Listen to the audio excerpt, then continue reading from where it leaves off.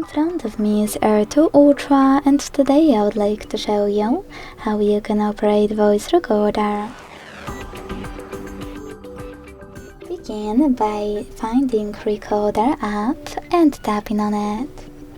Then select Allow in all available pop-ups and use red button to start recording. As you can see, recording is on. To pause it or unpause it, use the same button.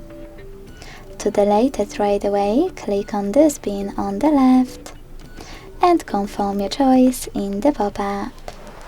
To end it and save it though, click on the square on the right. Name your recording and hit OK. To access all settings of your recorder, use this gear on the left when recorder is off and manage them. To find list of your recordings, click on those three lines instead. To play one of them, click on it, choose Allow, and to stop, go back. If you want to, you can also hold it and manage all of those available options.